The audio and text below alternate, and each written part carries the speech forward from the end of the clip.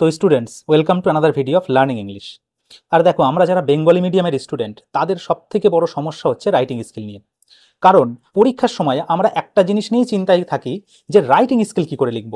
আর এই সমস্যার কারণও কিন্তু লুকিয়ে রয়েছে আমাদেরই মধ্যে।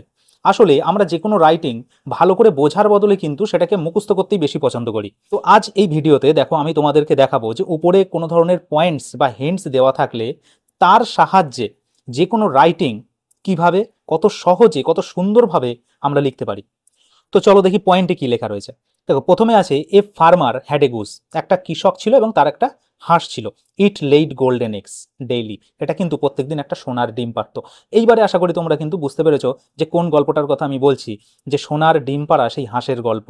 ঠিক আছে, খুব পপুলার একটা স্টোরি, বিভিন্ন পরীক্ষায় কিন্তু তোমাদের দিয়ে থাকে। সেই জন্য এই স্টোরিটা আমি আজকে চুজ করেছি এবং তোমাদেরকে দেখিয়ে দেবো যে এই পয়েন্টগুলোর সাহায্যে এই গল্পটা কিভাবে তোমরা লিখতে পারবে। পরের অংশটা দেখো, লেখা আছে বিকেম রিচ। সে কিন্তু ধনী হয়ে গিয়েছিল, তাই তো। এরপরে greedy farmer wanted all the eggs. সে তারপরে কি চেয়েছিল? সমস্ত ডিমগুলিকে একসঙ্গে পেতে। Cut the Goose. হাঁসটাকে সে কেটে ফেলেছিল এবং লস্ট এভরিথিং। সবকিছু হারিয়ে ফেলেছে।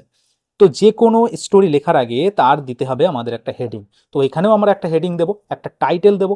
কি টাইটেল দেবো সেটাও কিন্তু আমরা পয়েন্টের মধ্যে পেয়ে যাবো। The farmer and his Goose. ঠিক আছে, আমরা তাহলে এইভাবে লিখছি। আর সবকটা লেটার তোমরা কিন্তু ক্যাপিটালে দেবে। আর সবকটা যদি নাও দাও, তোমরা প্রথম লেটারগুলো কিন্তু অবশ্যই ক্যাপিটালে দিতে হবে টাইটেলের ক্ষেত্রে। তো লিখলাম the farmer and his goose. Okay, এটা আমরা দিয়ে দিলাম এই গল্পের হেডিং। এইবারে আমাদের লেখাটা শুরু হবে এবং পয়েন্টের সাহায্যেই শুরু হবে। দেখো, প্রথমে লেখা আছে a farmer had a goose, মানে বোঝা যাচ্ছে একটা কৃষকের একটা হাঁস ছিল। তো এই লাইনটাই আমি আগে অ্যাজ এ সেন্টেন্সে ব্যবহার করছি। কি লিখব? A farmer had a goose. হলো। এখানে আমরা ফুল স্টপ দিয়ে দিলাম। নেক্সট সেন্টেন্স কি লিখতে পারবো? দেখো, এখানে লেখা আছে ইট লেইড গোল্ডেন এগস এভরিডে। প্রত্যেকদিন একটা করে সোনার ডিম পারতো। এটাই আমরা সেন্টেন্স হিসেবে কিন্তু ব্যবহার করতে পারবো। কিন্তু লিখবো কি করে? লেখার জন্য আমাদেরকে আগে একটু বাংলায় ভাবতে হবে, যে বাংলায় যদি আমাকে লিখতে হতো আমি কি সেন্টেন্স লিখতাম। যেহেতু বাংলা আমাদের মাতৃভাষা, তো বাংলায় কিন্তু যে কোনো সেন্টেন্স খুব সুন্দরভাবে আমরা সাজিয়ে বলতে পারি।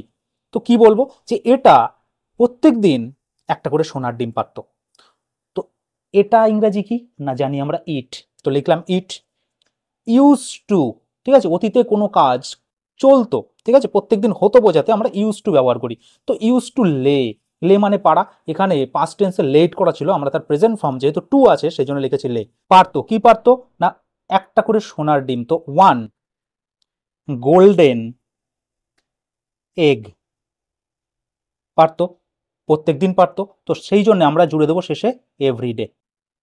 ওকে, এখানে একটা হবে ফুল স্টপ। এরপরে আমরা কি লিখতে পারি? তো পয়েন্টে যাওয়ার আগে দেখো, আমরা নিচের থেকেও কিন্তু সেন্টেন্স তৈরি করতে পারবো। যে সোনার ডিম পাবে প্রত্যেকদিন, সে নিশ্চয়ই অত্যন্ত আনন্দিত থাকবে, অত্যন্ত খুশি থাকবে।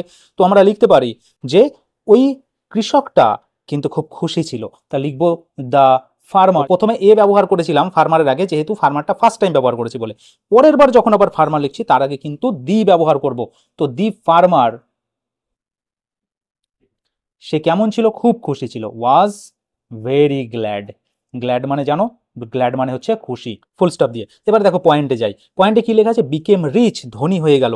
এবারে বড়লোক হলো। তো সোনার ডিম পেয়েই তো সে বড়লোক হবে না, ডিমটা পেয়ে তারপরে বিক্রি করার পরে সেই অর্থ দিয়ে তো সে বড়লোক হবে। তো এখানে আমরা একটা সেন্টেন্স লিখতে পারি যে সে ওই ডিমগুলিকে বাজারে বিক্রি করতো।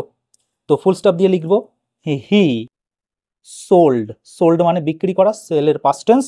দ্য এগস, ওই ডিমগুলিকে কোথায় বিক্রি করতো? বাজারে। তো লিখবো ইন দ্য মার্কেট। ঠিক আছে, এটা আমরা লিখে দিলাম মার্কেটে। এক এক করে, তো সেটা লিখবো ওয়ান বাই ওয়ান। যেহেতু প্রত্যেকদিন একটা একটা করে ডিম পারতো সেই জন্য সে কিন্তু একটা একটা করেই সেটা বিক্রি করতো। ফুল স্টপ দিলাম। এবারে আমরা দেখো পয়েন্টে যাব। পয়েন্টে লেখা আছে বিকেম রিচ। খুব সহজভাবে আমাদের কিন্তু সেন্টেন্স তৈরি হবে, কোনো জটিলতা থাকবে না এর মধ্যে। বিকেম রিচ মানে সে ধনী হয়ে গেল। তো ফুল স্টপ দিয়ে লিখবো আফটার সাম টাইম। যে কোনো সেন্টেন্স শুরু করার আগে কিছু এক্সট্রা ওয়ার্ড লিখতে হয়, ঠিক আছে, যাতে সেই সেন্টেন্সের একটা ইম্প্যাক্ট থাকে বা সেন্টেন্সটা শুনতে ভালো লাগে। তো আফটার সাম টাইম, বা তুমি এখানে লিখতে পারতে আফটার সাম ডেজ, কিছুদিন পরে। ঠিক আছে, সেটা লিখলেও কিন্তু ভালো হতো। কমা দিয়ে হি তিনি হয়েছিলেন, কি হয়েছিলেন না এ রিচ ম্যান, একজন ধনী ব্যক্তিতে কিন্তু তিনি পরিণত হয়েছিলেন, ফুল স্টপ। তো দেখো আমাদের এই পর্যন্ত কিন্তু হয়ে গেল। এরপরে লেখা আছে গ্রিডি ফার্মার। তো greedy farmer wanted all the eggs, সেই যে কৃষক ছিল সে কিন্তু লোভী ছিল, গ্রিডি মানে লোভী, তো সে সমস্ত ডিম চাইতো। তো তার আগে এই যে কৃষকটা লোভী ছিল, এটা দিয়ে একটা আমরা সেন্টেন্স কিন্তু বানাতে পারবো। কি করে লিখবো? তো ফুল স্টপের পরে আমরা লিখবো কিন্তু but the farmer was very greedy, খুব লোভী ছিল সে, ফুল স্টপ দিয়ে। তো লোভী থাকার কারণে সে কিন্তু আরো বড় লোক হতে চেয়েছিল। তো ফুল স্টপ দিয়ে লিখবো হি ওয়ান্টেড, সে চেয়েছিল, কি চেয়েছিল? হি ওয়ান্টেড টু বিকাম, হতে চেয়েছিল রিচার, ঠিক আছে, রিচার মানে বেশি ধনী হতে চেয়েছিল। ফুল স্টপ দিয়ে আমরা পয়েন্টে না গিয়ে আরও একটা সেন্টেন্স কিন্তু এখানে লিখতে পারবো, যেহেতু পয়েন্টে যেগুলো লেখা আছে সেই কটা সেন্টেন্স লিখলে কিন্তু আমাদের কমপ্লিট হবে না, আমাদেরকে একটু বেশি লিখতে হবে। তার জন্য আমাদেরকে বাংলায় সেই সেন্টেন্সটা ভাবতে হবে এবং তারপরে ট্রান্সলেট করতে হবে টেন্সের সাহায্যে। তো ফুল স্টপের পরে আমরা এটা লিখতে পারি, সে ওই প্রত্যেক দিন একটা ডিম নিয়ে কিন্তু সন্তুষ্ট ছিল না। তো কি লেখা যাবে? যে হি ওয়াজ নট, ছিল না, কি ছিল না? স্যাটিসফাই ছিল না। তো স্যাটিসফাই মানে সন্তুষ্ট, তো satisfied, he was not satisfied কি নিয়ে? না with one golden egg,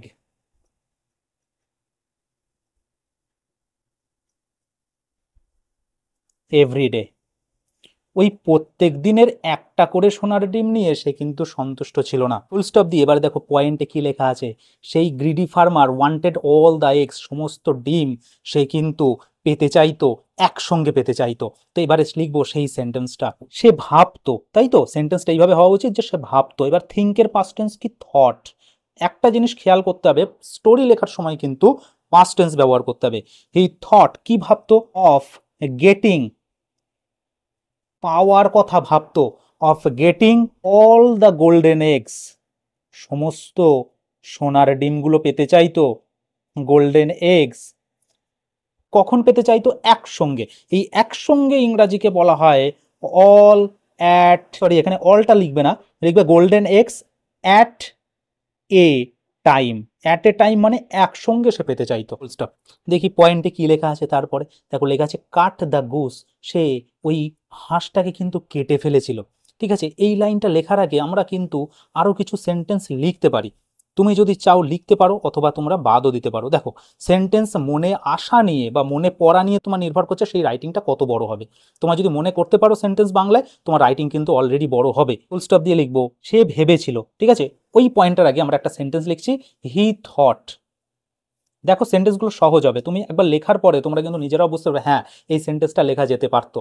he thought that, that মানে যে, কি ভেবেছিল? যে হি উড, সে হয়ে যেত, he would immensely rich, immensely rich মানে আরো কিন্তু অনেক ধনী হয়ে যেতে পারতো। ফুল স্টপ দিয়ে লিখবো কাটার পরে আমরা কি জানি, তার মধ্যে তো কিছু পাওয়া যায়নি, তাহলে সে বোকা ছিল, তাহলে সেজন্য লিখবো the farmer was a foolish man, সে কিন্তু বোকা ছিল। সে যেমন গিডরি ছিল, সে যেমন লোভী ছিল, সেই সঙ্গে সে কিন্তু একজন ফুলিশও ছিল, সে বোকাও ছিল।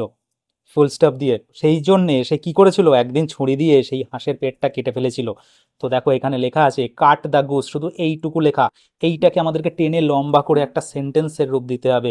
তো এর আগে আমরা লিখতে পারি যে হি কাট দ্য গুস, তাই তো, তাহলে একটা সেন্টেন্স তৈরি হবে। আরও যদি বড় করতে চাই তাহলে লিখবো ওয়ান ডে, একদিন, হি কিল্ড দ্য গুস, সে তার হাঁসটাকে মারলো, অ্যান্ড দ্য গুস ওপেন, এবং সেটাকে কেটে ভিতরে দেখার চেষ্টা করলো। তো সেটা লিখবো সো, সেই জন্যে ওয়ান ডে, একদিন, কি হলো? হি কিল্ড, সে মেরে ফেললো, কাকে মেরে ফেললো? তার সেই হাঁসটাকে। He killed the goose and cut it open, it মানে হচ্ছে সেই গোসটার কথা বলছি, এবং সেটাকে কেটে সেটাকে এরকম হা করে দিল, মানে ভিতরটাকে দেখার চেষ্টা করছে, সেই জন্য হচ্ছে কাট ইট ওপেন, খুলে দিল সেটাকে। কিন্তু সে কি সেখানে কিছু পেয়েছিল? কিছুই কিন্তু পায়নি। এখানে দেখো পয়েন্টে লেখা ছিল লস্ট এভরিথিং, সব কিছুই সে হারিয়েছিল। তাহলে তার আগে তো আমরা লিখতে পারি যে সে তার মধ্যে কিছুই পেল না, ফুল স্টপ দিয়ে আমরা লিখতে পারি কিন্তু হায়। তাহলে কি লিখবো? But alas. তোমরা কিন্তু এইগুলো জানো যে এইরকম লিখলে বা এইভাবে লিখলে একটা সেন্টেন্স সুন্দর হয়, কিন্তু লেখার সময় মনে পড়ে না। এটাই মনে করতে হবে, বাট অ্যালাস, কিন্তু হায়, হি ডিড নট ফাইন্ড, সে খুঁজে পায়নি। কি খুঁজে পায়নি? He did not find any egg, কোনো ডিমই খুঁজে পায়নি। ইনসাইড, কার মধ্যে? ওই হাঁসের দেহের মধ্যে। Inside the body of the গোস।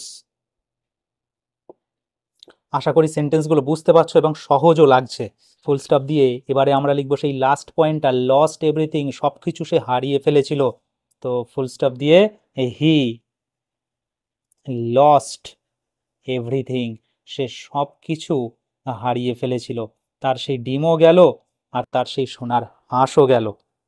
তো লাস্টের একটা সেন্টেন্স লিখব, দেন, তারপর কি করেছিল? দ্য ফার্মার, তুমি এখানে সহজ করে লিখতে পারো যে স্টার্টেড ক্রাইং, কাঁদতে শুরু করলো, লিখতে পারো, তাও হবে। ঠিক আছে, আমি একটু তোমাদের অন্য একটা ওয়ার্ড দিয়ে লিখে দিচ্ছি, দ্য ফার্মার রিপেন্টেড। রিপেন্টেড মানে হচ্ছে অনুশোচনা করা। ঠিক আছে, একটা নতুন ওয়ার্ড শিখলে কিন্তু কোনো কিছু খারাপ হবে না। তো তোমরা এটা লিখে নিতে পারো, বা তোমরা কিন্তু মুখস্থ করে নিতে পারো যে রিপেন্টেড মানে এখানে অনুশোচনা করা। রিপেন্টেড হিজ অ্যাকশন, তার কৃতকর্মের জন্যে সে কিন্তু অনুশোচনা করতে লাগলো, কিন্তু তখন আর কিছু করার নেই। ঠিক আছে, এই হচ্ছে দেখো তোমাদের কমপ্লিট স্টোরি, যেটা কিন্তু এই কতগুলি পয়েন্টসের সাহায্যে আর নিজে থেকে কতগুলি সেন্টেন্স মনে করে তোমরা কিন্তু খুব সহজে, খুব সুন্দরভাবে এবং টেন্স ঠিক রেখে কিন্তু লিখতে পারবে। তো এই পর্যন্ত স্টোরি লেখার পরে আমরা জানি এই টাইপের স্টোরির কিন্তু একটা মোরাল হয়। ঠিক আছে, তো মোরালটা অবশ্যই তোমাকে দিতে হবে পরীক্ষায়, এবং এরও একটা আমরা মোরাল দেব, খুব ছোট মোরাল। দেখো, সে কি করতে চেয়েছিল? ওই সমস্ত ডিমগুলো একসঙ্গে পেতে চেয়েছিল এবং সমস্ত কিছুই কিন্তু সে হারিয়ে ফেলেছে। তো এর একটা সুন্দর মোরাল হবে যে সব কিছু নিতে গেলে আমাদেরকে সব কিছু হারাতে হবে। তো সেটাকে বলা হয় গ্র্যাস্প অল, কমা দিয়ে লিখবে লোজ অল, ফুল স্টপ। সরি, এখানে একটা ও হবে না, এটার বানানটা হবে LOSE। ঠিক আছে, গ্র্যাস্প অল, লস অল, মানে সব নিতে গেলে সব হারাবে। তো আশা করি এইভাবে তোমরা কিন্তু যে কোনো স্টোরি রাইটিং বা যে কোনো রাইটিং কিন্তু খুব সুন্দরভাবে লিখতে পারবে। আর এই ভিডিওটার অবশ্যই একটা স্ক্রিনশট নিয়ে তোমরা ভালো করে মুখস্থ করো বা ভালো করে বুঝে মুখস্থ করো, কারণ এই রাইটিংটা কিন্তু সব ক্লাসের জন্যেই সমানভাবে গুরুত্বপূর্ণ।